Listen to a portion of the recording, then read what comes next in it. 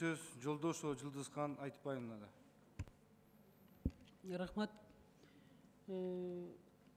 Сіз бұл сұрауға жооп беріп қойсаңыз, быйылкы президенттик шайлоого канча сумма акча коротуп атасыңар?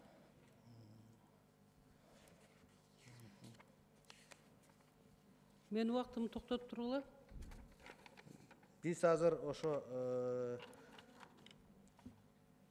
биринчи транш менен 46 миллион бергенбиз. Азыр 50 миллион бердик. Бүт участкалык комиссиялар жана аймактык шайлоо комиссиялар толугу менен жабдылды. Жок, мен сурап атам, канча сумма? 409 миллион бөлүнгөн. 409 миллион сом бөлүнгөн, бирок анын 100 канчасы экинчи турга. Мисалы үчүн 2007-жылы 153 миллион сом кеткен да парламенттик шайлоого. Эмне себептен мынчалык көп акча каражат кетип атат? Эми каражатты биз мына 46 миллион, 50 миллион, 96 миллион кетти участкаларга. Андан биз максималдуу экономия этип атабыз. Эми Кудай буйрса шайлоо бүткөндөн кийин бардык данныйлар чыгат да. Себеби силер өтө көп сумманы запрашивать этипсиңер да, се участковый комиссиялар баары ошол эле ойдон калды. Эми эсиңизде болсо, мурун участковый комиссияларды эч ким айлык алчу эмес.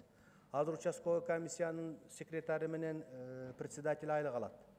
Анан мурун тиктин мүчөлөр айлык алчу эмес. Азыр тиктин 11 кишисинен 13 кишисинен айлык алат. Ошо менен сумма өсүп атат да. Мурун деле алышчу. Мурун алышчу эмес. Дагы бир маселе, мына азыркы көтөргөн мына арыз боюнча. Представитель, ар бир кандидаттын, талапкердин представители ошол бюллетень чыгарып атылган жерге кирүүгө акысы бар эле. 2007 ошондой болгон эле. Сен статьяны көргөзүп коюңуз, биз аткарып коелу. Себеби ошондой чечимди Борбордук шайлоо комиссиясынын мүчөлөрү кабыл алып, мүмкүнчүлүк берилген. Катышкан эле. Андан кийин эсептеп жөнөтүп атканда представительдери туруш керек эле. Каяка канча бюллетень кетип атканын аны эсептеп беришиң керек эле. Эмне үчүн ушундай болгон жок? 2007-жылдагы, 2009-жылдагы бюллетень басылганда бир дагы кандидаттын талапкердин өкүлү катышкан эмес. Эч качан алар бюллетенди региондорго жөнөтүп атканда болгон эмес. Мен сизге официалдуу түрдө айтып коеюн. Андай мыйзамда жок. Бирок аймактык шайлоо комиссиясына жеткенден баштап санап алып баштайт баары. Мен жана айтып өткөндөй. Мен мындай неме менен айтайын. Ошол Эдил Байсалов, ошол представитель болуп, ошол жерде бюллетенди тартып алган болчу. Чыгарылып аткан жерде. Алар катышкан болчу. Азыр ушул жерде чоң бир чатак чыккан атат да.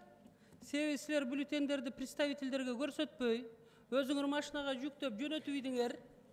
Анан канча бюллетень кетти? Ким көрдү? Кайсы представитель ошол жерде протоколго кол койду? Эч ким кол койгон жок. Мына ушул жерде силер под сомнение калтырдыңар. Мына жакшы өтүп бараткан выборный кампанияны. Мен ушуну айтып коеюн сизге. Жылыз айтпайбын. Мыйзамга жазып коюңуз, биз ошондой аткарабыз. Мына ушул жерде ар бир мына Борбордук шайлоо комиссиясы ачык, айкын канча бюллетень болуп атканын. Силер айтышыңар керек, каяка канча кетип атканын. Азыр мына айтып атасыз, Таласка, Ошко, Баткенге кетти дейт. А ким көрдү ошол бюллетендин кеткенин? 10 секунд. Кимдин алдында ошону санадыңар? Качан санадыңар? Борборлук шайлоо комиссиясынан 3төн кем эмес мүчөсү санап кол коюп туруп жөнөттү. Мен сизге дагы айтып коеюн, мыйзамда жазып койгула, бюллетенди берип атканда ошол мыйзамда жазылып турат. Кайсы гана токтоп туруңуз. Ошол мыйзамда жазылып турат. Кайсы гана маселе каралбасын Борбордук шайлоо комиссиясы тарабынан. Ар бир кандидаттын, ар бир талапкердин представители отуруш керек ошол жерде. Ошолордун колу коюлуш керек. Ошолор аркылуу кетиш керек. Мына ушул жерде сиз мыйзамды буздуңуз деп ачык айталам. Мисалы үчүн бизге азыр эле түштү. Кодекс жок экен жаныбызда, дагы бир сыйра караганга. Бирок ушул жерде мен мына коомчулукка айтып коеюн, шайлоонун мына бүгүнкү күндөн баштап Борбордук шайлоо комиссиясынын төрагасы кандайдыр бир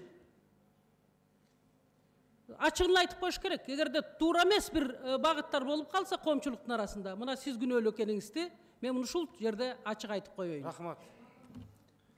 Мен да жооп берип коеюн. Мен бардыгы мыйзамга карата кылып атабыз, бардыгы түз кетип атабыз. Анан эгерде Жылдыз Айтыбаевна мага кандайдыр бир жеке мамилеси болсо, мурун борборлук шайлоо комиссиясы иштеген, мисалы башка маселе, бирок бардыгы шайлоо түз өтүп атат. Эч кандай мыйзам бузуулар же кандайдыр бир бюллетенди туура эмес кылуу деген жок. Мыйзам бузуу эч кандай жок бу жердечи. Рахмат. Кийинки сөз Алтыбаева Айнура Тойчиевнада. Берип койдум сөздү.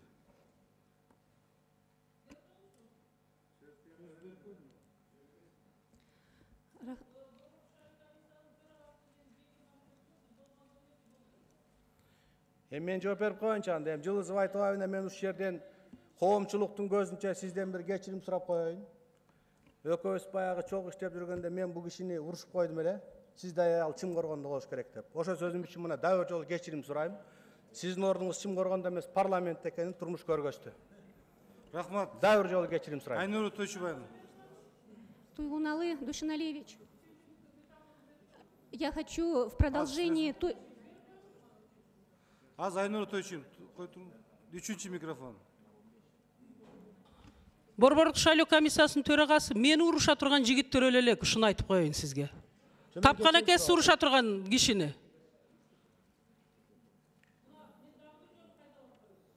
Үчүнчү микрофон. Кайталап коеюн. Урматтуу депутаттар, шайлоодо кандайдыр бир азыр дестабилизацияга алып келе турган жагдай уже түзүлдү десек болот. Мына ушул жагдайга дагы бир жолу кайталап коеюн. Сиз гана күнөөлүү болосуз. Рахмат. Ушуну бир билиңиз. Сиз кайсы досуңузга каршылык көрсөтүп атасызбы? Эмне кылып атасыз билбейбиз. Бирок ошондой жагдайды сиз түзүп койдуңуз уже. Рахмат. Айнура Тойчиевна. Күнөөлүү болсо мыйзам Туйгуналы Душиналевич,